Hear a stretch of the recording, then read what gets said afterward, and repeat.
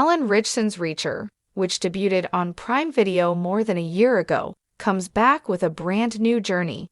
Jack Reacher, a former special investigator with the U.S. Army Criminal Investigation Division, also known as the military police that even soldiers are scared of, is based on the British novelist Lee Child's book series. In contrast to the previous season, which maintained this detail in the background, Season 2 prominently features Reacher and his former squad. It's not the only alteration. At moments, Season 2 seems to be an entirely new production from the first. Since 1997, when the book that became the first season of The Killing Floor premiered, Child has authored 28 Jack Reacher novels.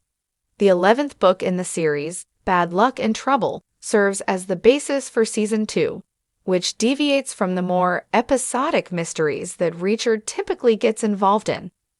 The season's idea is the same as the novels. Reacher finds himself on the road when he finds a deposit in his bank account that sounds like a distress signal code from a military radio.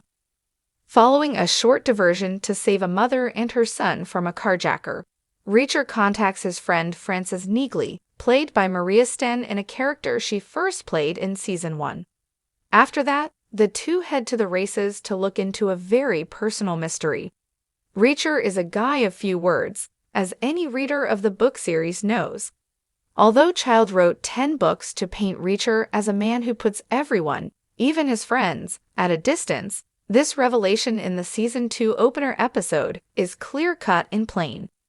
Calvin Franz, played by Luke Billick, one of his former men, was discovered in a jungle mutilated. Reacher uses just a police report and pictures from the crime site to piece together exactly how Franz was slain. However, his knowledge of the lives of his former team members is appallingly lacking. When it comes to the kind of personal information that friends often provide, he has more questions than answers. Similar to the first season, Reacher is not off to a good start. Reacher is well-versed in everything a competent commander should know about his soldiers, including their skill sets and personal histories prior to enlistment. However, he's lost touch with the only people in his life since leaving the army to explore the nation on his terms. His vagabond lifestyle keeps him out of the loop with a team of special investigators, as Neagley explains in a sequence early in the episode.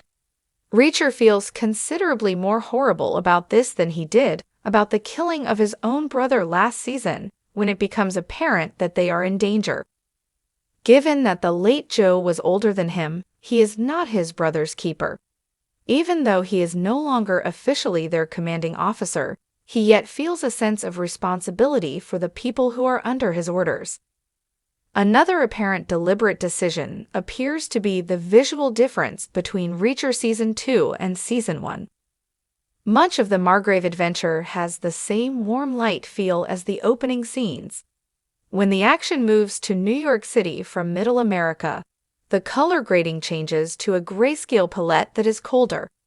It seems to evoke more than just Reacher's transition from open roadways to claustrophobic, smoggy city life.